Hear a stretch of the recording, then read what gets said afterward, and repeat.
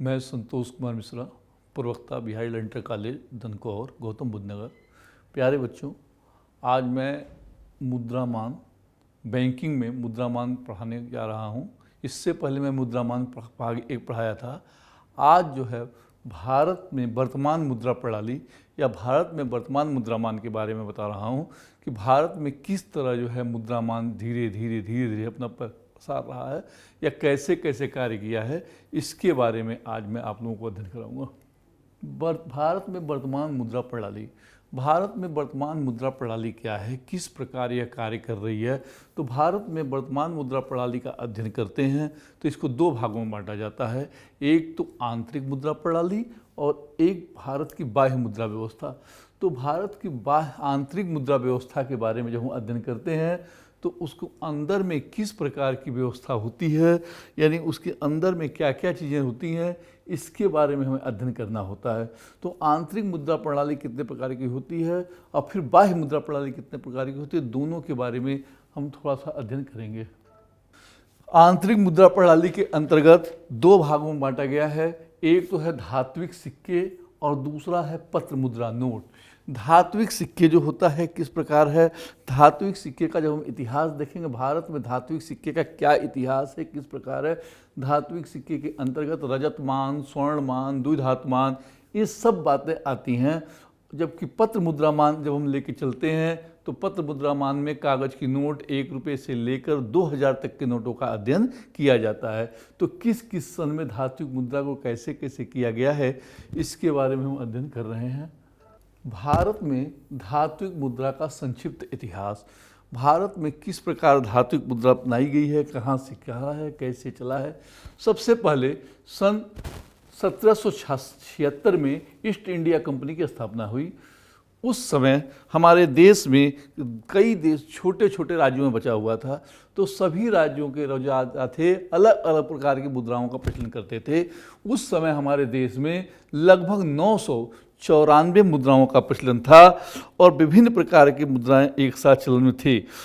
1918 में एक प्रकार ईस्ट इंडिया कंपनी की जब प्रभुत्व हुआ तो वह पूरे सिक्कों को प्रमाणित किया और प्रमाणिक सिक्के चलाए। और प्रमाणिक सिक्के के बाद सन 1835 में भारतीय टंकण अधिनियम पारित किया गया। जब भारतीय टंकण अधिनियम पारित किया गया उस समय भारत में रजतमान यानी सिल्वर स्टैंडर्ड के रूप में एक धातुमान प्रणाली को अपनाया गया। सन 1835 से 1892 तक रजतमान प्रचलन में था। रजतमान के अंतर्गत 180 ग्रेन वजन के चांदी के सिक्के प्रचलन में थे। 180 ग्रेन चांदी के सिक्के में 11/12 यानी 165 ग्राम शुद्ध चांदी हुआ करता था। उसके पश्चात जो है 1892 में हर्सैल समिति गठित की गई, जिसकी सिफारिश पर भारत में भारतीय मुद्रा अधिनियम 1993 पारित किया गया। इस बीच में भारतीय टंकण अधिनियम जो पारित था वह एक धातुमान 1935 से 1993 तक रजतमान के रूप में लागू था। उसके बाद भारत में अपूर्ण द्विधातुमान का प्रचलन हुआ। अपूर्ण द्विधातुमान से मतलब होता है भारत में स्वर्णमान तथा रजतमान दोनों साथ साथ 1893 में एक साथ चलन में आए, परंतु उनके ढलाई का सोने और चांदी की जो ढलाई थी वह स्वतंत्र नहीं थी। साथ ही साथ चांदी के सिक्के ही असीमित विधिग्राह्य थे और पत्र मुद्रा का भी चलन था। सन 1893 में जो अपूर्ण द्विधातुमान चालू था यह अधिक दिनों तक नहीं चल पाया।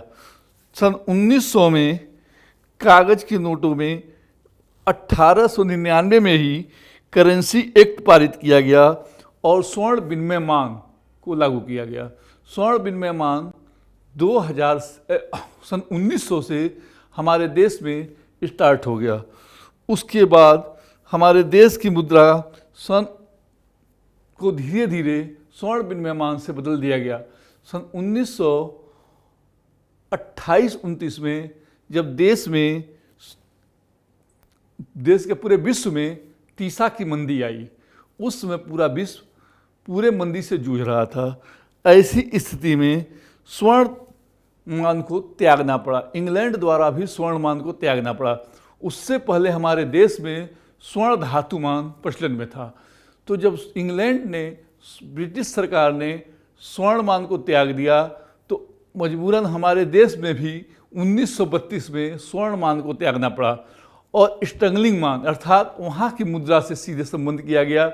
हमारे देश की मुद्रा का संबंध ब्रिटेन की मुद्रा से कर दिया गया। सन 1935 में भारत में रिजर्व बैंक ऑफ इंडिया की स्थापना हुई। रिजर्व बैंक ऑफ इंडिया की स्थापना से पूर्व हमारे देश में नोट निर्गमन का काम प्रेसिडेंसी बैंकों द्वारा किया जाता था। प्रेसिडेंसी बैंक जो थे, bank of Maharashtra, bank of Bengal, bank of जो है चेन्नई, ये तीनों जो है मिलकर अलग अलग नोटों का निर्माण करती थी। जब 1935 में रिजर्व बैंक ऑफ इंडिया की स्थापना हुई, उस समय से लेकर हमारे देश में पत्र मुद्रा का कार्य रिजर्व बैंक ऑफ इंडिया द्वारा किया गया।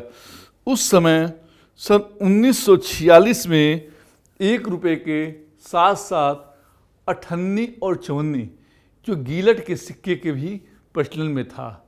और उसके बाद 1 रुपये का जो सिक्का, चांदी का सिक्का था, जिसमें 46 से पूर्व 180 ग्राम के वजन का था, जिसमें 165 ग्राम चांदी हुआ करता था, उसमें शुद्धता जो है 90 ग्राम चांदी का कर दिया गया।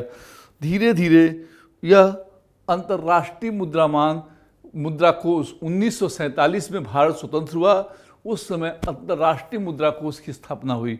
तो भारतीय मुद्रा का संबंध, या भारत जो है अंतर्राष्ट्रीय मुद्रा का जो है कोष का सदस्य बना और उसका संबंध वहाँ की मुद्रा से हो गया।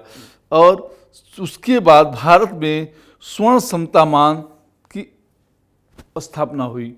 और 1950 में जब भारत गणतंत्र हुआ तो अपने सिक्के पर अशोक के चिन्ह स्थापित करने लगा। अशोक के चिन्ह के साथ साथ इससे उसी समय एक प्रजातंत्र गणतंत्र की स्थापना हुई। 1976 में अंतर्राष्ट्रीय मुद्रा कोष ने स्वर्ण मान से संबंध तोड़ दिया। उसके बाद धीरे धीरे एसडीआर प्रणाली में हमारे देश की मुद्रा का संबंध स्थापित हो गया। दशमलव मुद्रा प्रणाली, भारत में दशमलव मुद्रा प्रणाली से पहले चौका मुद्रा प्रणाली थी। चौका मुद्रा प्रणाली के अंतर्गत 64 पैसे का 1 रुपया हुआ करता था, जिसमें 16 आने थे। 4 पैसे का 1 आना होता था। 16 आने, 8 आने, 4 आने, 2 आने, 1 आने, 1 पैसा था, 2 पैसा प्रचलन में हुआ करता था। तो 1900 भारतीय मुद्रा संशोधन अधिनियम पारित किया गया 1956 में। उस समय 1 अप्रैल 1957 में देश में दशमलवी प्रणाली की स्थापना की गई। और इससे पहले देश में चौका प्रणाली प्रचलित थी, जिसके अंतर्गत 1 रुपये में 64 पैसे तथा 16 आने होते थे। छोटे भुगतानों में 8 आना, 4 आना, 2 आना, 2 पैसे, 1 आना, 1 पैसे आदि के सिक्के का प्रयोग होता था। जब 1957 में नए दशमलवी प्रणाली स्थापित की गई, दशमलवी प्रणाली के अंतर्गत मुद्रा को 100 भागों में बांट दिया गया, अर्थात 100 पैसे का 1 रुपया होने लगा। और उसके जो है लेन देन में सुविधा के लिए उसकी इकाई को 100 भागों में बांट दिया गया। कुछ समय तक चौका प्रणाली और दशमलवी प्रणाली दोनों साथ साथ चली। लगभग 1964 तक ये दोनों प्रणाली एक साथ चलती थी। और जो सिक्के छपते थे उस पर नए पैसे शब्द लिखा होता था, जिससे ये पता लगता था कि कौन दशमलवी प्रणाली का है तथा कौन चौका प्रणाली। 1964 में पूर्ण रूप से दशमलवी प्रणाली अपना लिया गया और चौका प्रणाली को अंत कर दिया गया। वहाँ से पैसे से नए शब्द को हटा दिया गया। उस समय 1 पैसा, 2 पैसा 3 पैसा, 5 पैसा, 10 पैसा, 20 पैसा, 25 पैसा, 50 पैसा तथा 1 रुपये के सिक्के चलन में थे। सन 1982 में 1 पैसे, 2 पैसे तथा 3 पैसे के सिक्कों को चलन से बाहर कर दिया गया। उसके बाद छोटे भुगतानों के लिए 5 पैसे, 10 पैसे, 25 पैसे, 20 पैसे तथा 50 पैसे के सिक्के थे। ये सभी धीरे धीरे इन सिक्कों का भी अंत होने लगा। 2011 में 25 पैसे तथा उससे छोटे भुगतान के मूल्य के जितने भी सिक्के थे उनको चलन से बाहर कर दिया गया। इसके पश्चात 50 पैसे सबसे छोटी इकाई थी, लेकिन वर्तमान समय में 50 पैसे केवल कागजों में है। व्यवहारिक जीवन में 50 पैसे को भी लेन देन में शामिल नहीं किया जाता है। यहाँ पर लिया गया दिसंबर 59 में 25 पैसे के नए सिक्के का चलन हुआ। इसमें 1, 2, 5, 10 नए पैसे के सिक्के चालू थे। दिसंबर 59 में 25 नए पैसे का सिक्का और नवंबर में 50 नए पैसे का सिक्का और अक्टूबर 64 में 3 नए पैसे का सिक्का चालू किया गया।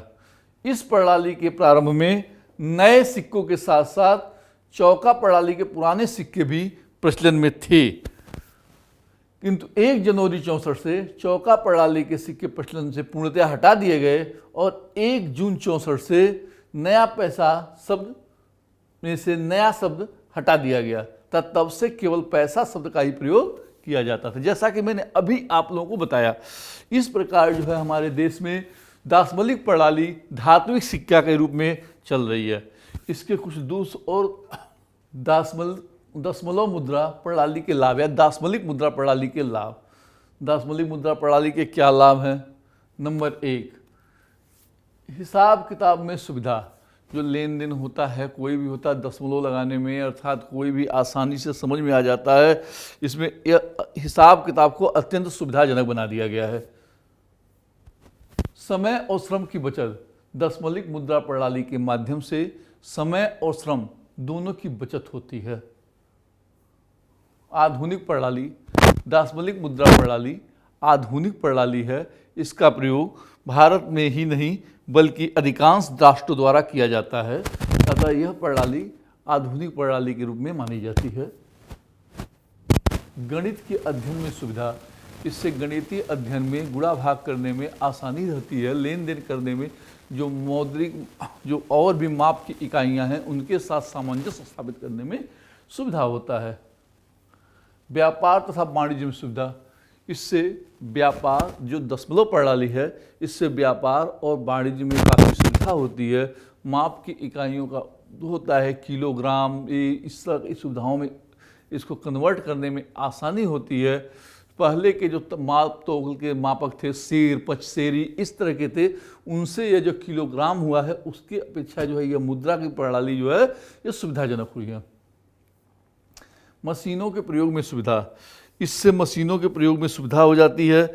इसके क्या होता है कि दशमलव प्रणाली में बनाए गए जो भी चीज़ हैं उन्हें आसानी से काउंट करना, गिनना आसान होता है। नाप तोल आदि में सुविधा। जो दशमलव प्रणाली थी उसके माध्यम से इनका कन्वर्टेशन 100 में हुआ है, जिससे नाप तोल करने में सुविधा होती है। विदेशी व्यापार में सुविधा। इससे विदेशी व्यापार को भी सुविधाजनक बनाया जाता है, अर्थात विदेशी लेन देन जो है आसानी से होते रहते हैं। दशमलव प्रणाली के दोष, जैसे इसके कुछ लाभ थे, लाभ के साथ साथ इसमें कुछ दोष भी हैं। दशमलव प्रणाली के कौन कौन से दोष हैं इसके बारे में होते हैं। सामान्य जनता को कठिनाई। जो पुराने ज़माने में थे वह चूँकि चौका प्रणाली को उन्हें आदत पड़ी हुई थी, हर चीज़ को उसी के नज़रिए से देखते थे। तो जब नई मुद्रा प्रणाली आई तो उन्हें समझने में, जब नई व्यवस्था आती है तो पुराने लोगों को समझने में थोड़ी कठिनाई होती है। उसी प्रकार जब दशमलव मुद्रा प्रणाली आया तो उस समय जो पुराने व्यक्ति थे उन्हें समझने में कठिनाई हुई।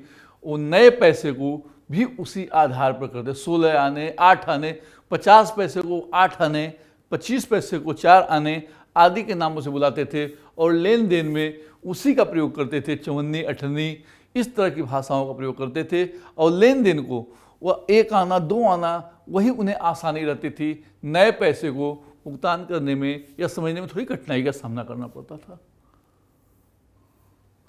सीधे साधे व्यक्तियों के साथ धोखा, जो उस समय कम पढ़े लिखे थे या सीधे साधे थे, तो जब पैसे का कन्वर्ट हुआ तो कुछ चालाक लोगों ने पुराने पैसे के बदले में बहुत कम, जैसे कि 64 पैसे का रुपया होता था और नए पैसों में 100 पैसे का 1 रुपया होता था, तो उनका क्या होता था कि जब दोनों एक साथ चलते थे तो ऐसे केस में उनके कुछ पैसों का उन्होंने मान लीजिए कि 60 पुराने पैसे दिए तो उसके अनुपात में 60 नए पैसे दे दिए, तो वहाँ धोखाधड़ी की संभावनाएं बन जाती थी। तो जो सीधे साधे व्यक्ति थी उनके साथ शुरू में बहुत धोखाधड़ी होती रही, इसलिए दोनों पैसों को अलग अलग हटाना पड़ा।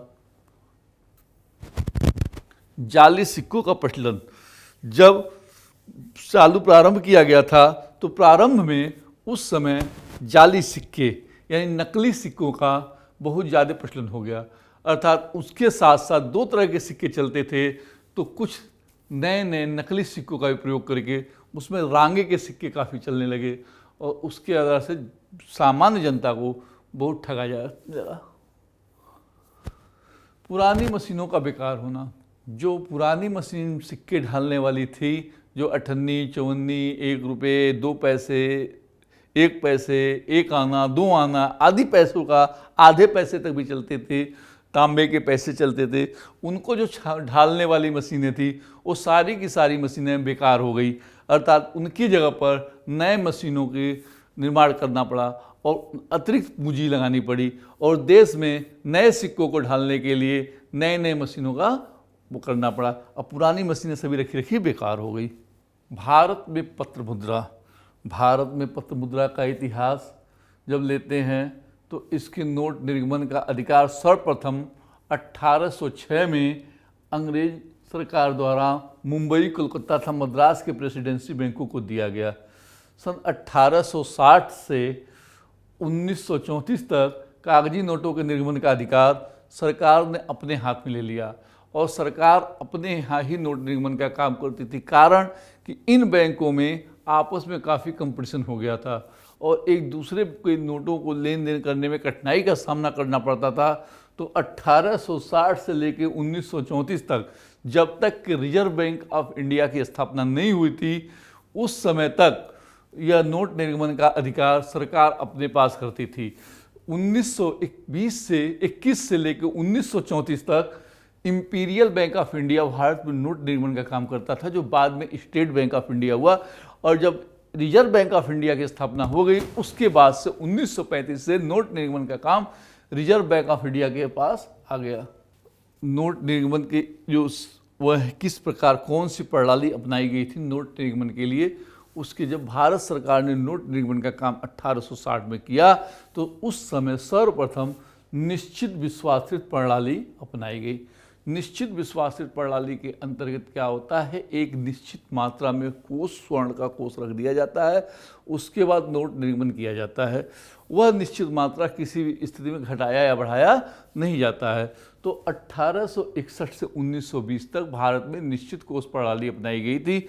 उस समय 4 करोड़ स्वर्ण की मुद्राएं जो हैं कोष में रखकर भारत पत्र मुद्रा का जो है निर्गमन करता था। उस समय भारत जो है निश्चित कोष प्रणाली, लेकिन जब प्रथम विश्व युद्ध हुआ, प्रथम विश्व युद्ध के पश्चात देश में मुद्रा की मांग एकाएक बढ़ गई। जब मुद्रा की मांग बढ़ गई तो वहाँ पर नोट निर्गमन की अधिक आवश्यकता हुई। तो उस समय एक प्रस्ताव पारित करके भारत में कोष को 4 करोड़ से बढ़ाकर 120 करोड़ कर दिया गया और उसकी पूर्ति फिर नहीं हो पाई उस समय, तो निश्चित विश्वासित प्रणाली को उसे त्याग करना पड़ा। 1920 में जब निश्चित विश्वासित प्रणाली का त्याग करना पड़ा तो भारत द्वारा अनुपातिक कोष प्रणाली अपनाया गया। अनुपातिक कोष प्रणाली भारत में 1920 से 1935 अर्थात रिजर्व बैंक की स्थापना से पूर्व तक था। अनुपातिक कोष प्रणाली के अंतर्गत होता है कि जब नोट का निर्गमन किया जाता है तो उस नोट के पीछे उसी अनुपात में कुछ स्वर्ण या विदेशी प्रतिभूतियाँ रखी जाती हैं। भारत में जो है इसका अनुपात 50% रखा गया था। तो भारत में 50% स्वर्ण जो है मुद्राएं या स्वर्ण कोष या विदेशी प्रतिभूतियों को रखकर अनुपातिक कोष प्रणाली के अंतर्गत नोट निर्गमन का काम किया गया था। यह काम 1920 से लेकर 1935 तक होता रहा। शुरू में इसमें थोड़ा सा चेंज हुआ। 1935 में जब रिजर्व बैंक ऑफ इंडिया की स्थापना हुई तो उसे मजबूरन अनुपातिक कोष प्रणाली को त्यागना पड़ा। 1935 में भारतीय रिजर्व बैंक की स्थापना हुई। जब भारतीय रिजर्व बैंक की स्थापना की गई तो उस समय हमारे देश में आंशिक अनुपातिक कोष प्रणाली का प्रचलन हुआ। आंशिक अनुपातिक कोष प्रणाली के अंतर्गत कुछ सीमा तक स्वर्ण तथा कुछ सीमा तक विदेशी प्रतिभूतियों को रखा जाता था। भारत में 40% तक स्वर्ण या विदेशी प्रतिभूतियों का प्रचलन किया गया। इस प्रकार सन 1935 से लेकर सन 1956 तक भारत में आंशिक अनुपातिक कोष प्रणाली प्रचलन में था। आंशिक अनुपातिक कोष प्रणाली से आंशिक रूप से स्वर्ण तथा आंशिक रूप से विदेशी प्रतिभूतियां कोष में रखी जाती थी। उस समय हमारे देश में 40% की मान्यता दी गई थी कि 40% जो है ये जो है रिजर्व बैंक विदेशी प्रतिभूतियां था से स्वर्ण रखकर जितना चाहे नोटों का निर्गमन कर सकता है। 6 अक्टूबर 1956 को भारत में रिजर्व बैंक द्वारा न्यूनतम कोष प्रणाली अपनाया गया। न्यूनतम कोष प्रणाली के अंतर्गत भारत में 400 का विदेश 115 करोड़ का स्वर्ण था, 400 करोड़ का विदेशी प्रतिभूतियां रखकर जितना चाहे उतना नोट निर्गमन कर सकता था। तो यह प्रणाली न्यूनतम कोष प्रणाली आज भी भारत में लागू है। तो इस प्रणाली के अंतर्गत एक न्यूनतम कोष रखकर स्वर्ण तथा विदेशी प्रतिभूतियां रखकर देश चाहे या देश का केंद्रीय बैंक जितना चाहे उतने का नोट निर्गमन कर सकता है। तो भारत में जब 6 अक्टूबर 1956 को अपनाया गया था उस समय इसकी न्यूनतम कोष जो रखा गया 400 विदेशी प्रतिभूतियां था, 400 करोड़ की विदेशी प्रतिभूतियां था, 115 करोड़ का स्वर्ण माना गया। लेकिन अधिक दिनों तक नहीं चल पाया। साल भर बाद ही न्यूनतम कोष प्रणाली में कुछ संशोधन करना पड़ा। न्यूनतम कोष प्रणाली में संशोधन करना पड़ा। तो अगले जो साल जो है 31 अक्टूबर 1957 31 अक्टूबर 1957 को इसमें संशोधन करना पड़ा और विदेशी प्रतिभूतियों को 400 करोड़ की जगह पर 85 करोड़ रखा गया और न्यूनतम कोष की सीमा 200 करोड़ कर दी गई। 200 करोड़ में 85 करोड़ विदेशी प्रतिभूतियां तथा शेष 115 करोड़ का स्वर्ण रखकर देश का केंद्रीय बैंक जितना चाहे उतने का नोट निर्गमन कर सकता था। तो नोट निर्गमन का काम न्यूनतम कोष प्रणाली से के माध्यम से भारत द्वारा आज भी किया जाता है और रिजर्व बैंक जो है 1 रुपये को छोड़कर 2 रुपये से लेकर 2000 रुपये तक के नोटों का निर्गमन न्यूनतम कोष प्रणाली के माध्यम से करता है। 2016 में वर्तमान केंद्रीय सरकार ने 500 और 1000 रुपये के नोटों को प्रचलन से बाहर कर दिया था, लेकिन फिर पुनः नया 200 था, 500 था, 2000 के नए नोटों का निर्गमन हुआ। तो इस प्रकार भारत में 2 रुपये, 5 रुपये, 10 रुपये, 20 रुपये, 50, 100, 200, 500 तथा 2000 रुपये के नोटों का निर्गमन होता है। 1 रुपये की नोट भारत सरकार द्वारा निकाला जाता है। न्यूनतम कोष प्रणाली की लाभ अर्थात वर्तमान पत्र मुद्रा निर्गमन प्रणाली के लाभ क्या लाभ है? मितव्ययिता। यह बहुत ही कम खर्चीली है क्योंकि कागज की नोटों का चलन होता है, साथ में ही एक न्यूनतम कोष रखा गया है। बहुत ज़्यादा मात्रा में कोष भी नहीं है। उस न्यूनतम कोष को रखने के साथ जितना चाहे नोटों का निर्गमन कर सकता है। अतः यह प्रणाली कम खर्चीली है। लोचपूर्ण, यह प्रणाली काफ़ी लोचपूर्ण है, अर्थात आवश्यकता पड़ने पर नोट की मात्रा को घटाया या बढ़ाया जा सकता है। अतः यह प्रणाली पूरी तरह से लोचपूर्ण होती है। संकट काल में सहायक, यह प्रणाली संकट काल में सहायक होती है, क्योंकि जब देश में संकट आता है तो लोग सोना या चांदी को अपने पास रख लेते हैं। ऐसे समय में हमारे देश में कम सोने में ही अधिक से अधिक नोटों का निर्गमन किया जा सकता है। जब मुद्रा की अधिक आवश्यकता होती है, अधिक मात्रा में मुद्रा का निर्गमन किया जा सकता है। अतः हमारे देश पर जब भी कभी संकट आता है तो यह प्रणाली काफ़ी सहायक होती है।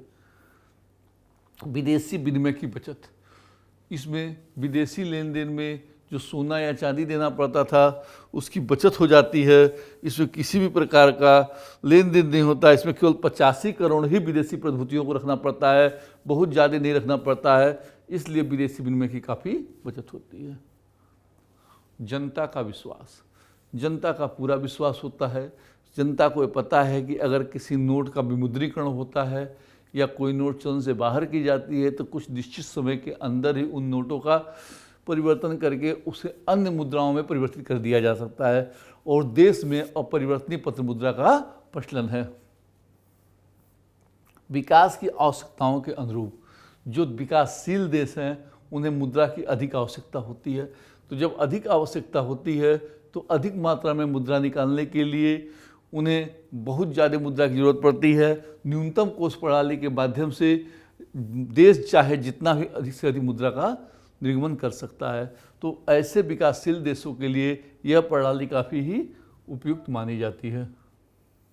न्यूनतम कोष प्रणाली के दोष, न्यूनतम कोष प्रणाली के कुछ दोष हैं।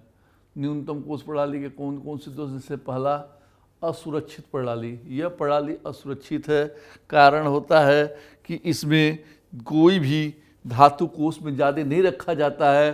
तो अगर किसी समय सरकार अगर दिवालिया घोषित हो जाती है तो वहाँ जनता को काफ़ी नुकसान उठाना पड़ सकता है।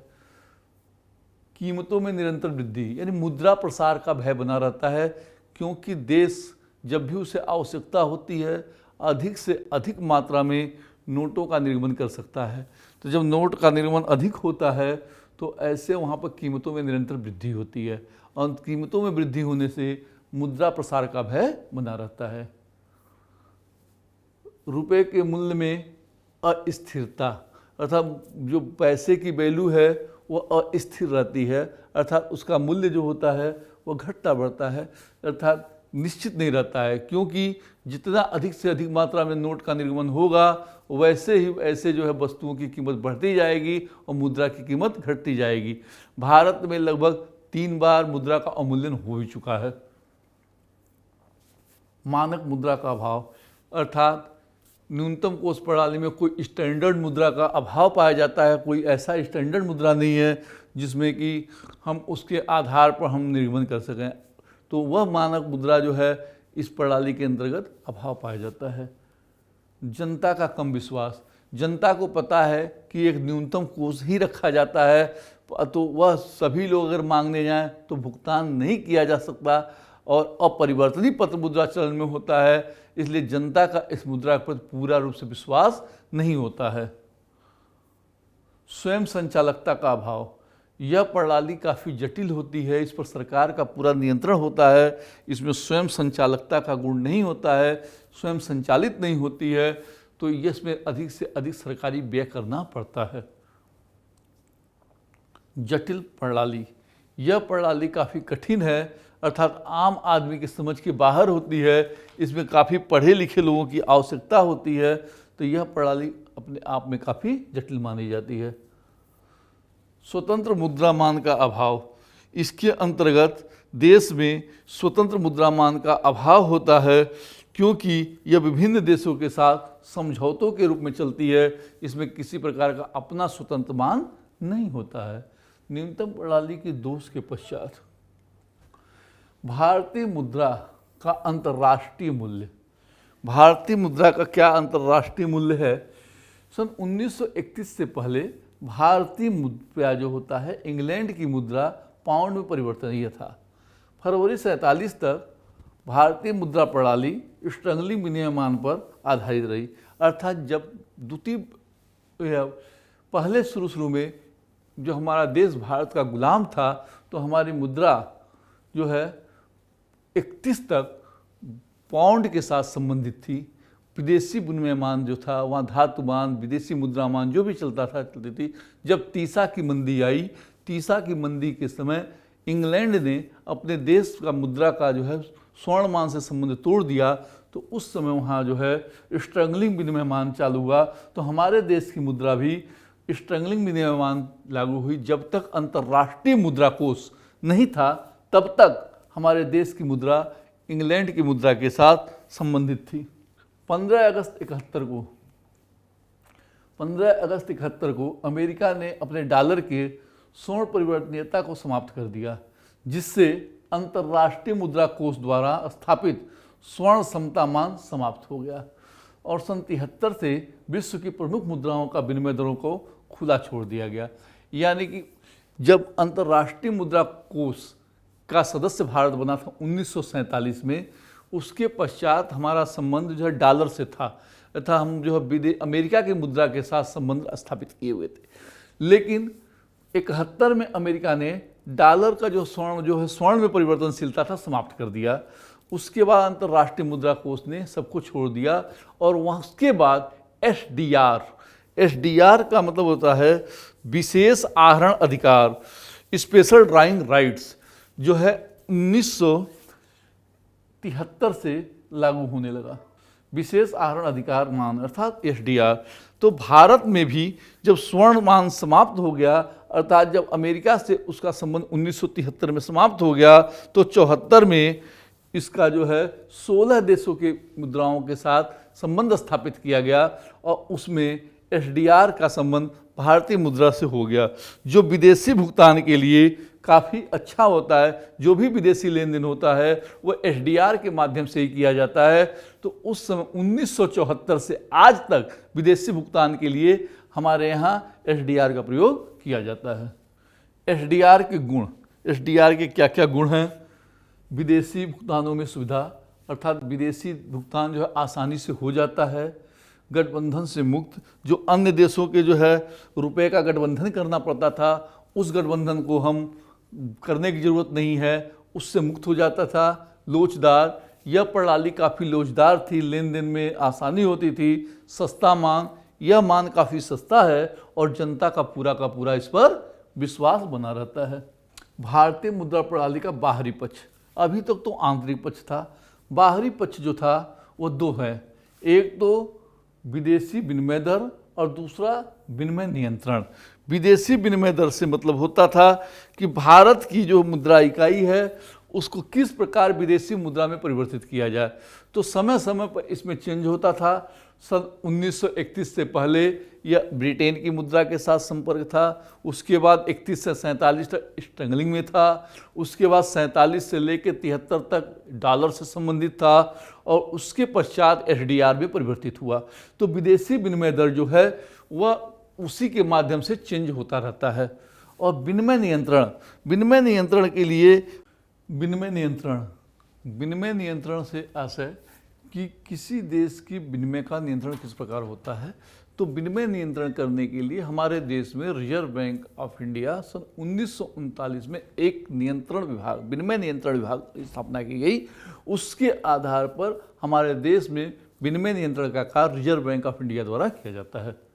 वर्तमान भारतीय मुद्रा प्रणाली की विशेषताएं, जो वर्तमान में भारतीय मुद्रा प्रणाली है उसकी क्या क्या विशेषताएं हैं उनके बारे में बताते हैं। नंबर 1, प्रधान मुद्रा। हमारे देश की जो प्रधान मुद्रा है वह पत्र मुद्रा होती है। पत्र मुद्रा प्रधान मुद्रा के रूप में कार्य करती है। छोटे भुगतान के लिए छोटे छोटे सिक्कों का भुगतान किया जाता है। धातु मुद्रा तथा पत्र मुद्रा, यहाँ पर धातु मुद्रा और पत्र मुद्रा एक साथ चलन में होते हैं। बड़े भुगतान पत्र मुद्रा के माध्यम से किए जाते हैं तथा छोटे भुगतान के लिए धातु के सिक्के का प्रयोग किया जाता है। पत्र मुद्रामान, पत्र मुद्रामान, इस मुद्रामान के अंतर्गत हमारे देश में अपरिवर्तनीय पत्र मुद्रा का चलन होता है जो रिजर्व बैंक ऑफ इंडिया द्वारा निर्मित होता है। 1 रुपये का सिक्का, 1 रुपये का सिक्का का मतलब होता है हमारे देश में 1 रुपये का सिक्का प्रधान मुद्रा के रूप में प्रचलन में होता है, परंतु यह प्रमाणिक नहीं है क्योंकि इसका आंतरिक मूल्य और बाह्य मूल्य दोनों में अंतर होता है, असीमित विधिग्राह्य होता है। दशमलव प्रणाली, सन 1956 से हमारे देश में धात्विक सिक्कों के लिए दशमलव प्रणाली का ही प्रयोग किया जाता है। नोटों का निर्गमन, नोटों का जो निर्गमन होता है वह नोटों का निर्गमन या रिजर्व बैंक द्वारा किया जाता है। रिजर्व बैंक ऑफ इंडिया के द्वारा 2 रुपये से लेकर 2000 तक के नोटों का निर्गमन किया जाता है। पत्र मुद्रा निर्गमन प्रणाली, भारत में इस समय न्यूनतम कोष प्रणाली के अंतर्गत पत्र मुद्रा का निर्गमन किया जाता है, जिसमें 200 करोड़ की मनी सुरक्षा कोष या न्यूनतम कोष रखा जाता है, जिसमें 115 करोड़ स्वर्ण तथा शेष 85 करोड़ विदेशी प्रतिभूतियां रखी जाती हैं। सहायक सिक्के, छोटे भुगतानों के लिए यहाँ सहायक सिक्कों का प्रयोग किया जाता है। सहायक सिक्कों के माध्यम से जो है जो 25 पैसा इससे कम मूल्य के सिक्के अमान्य।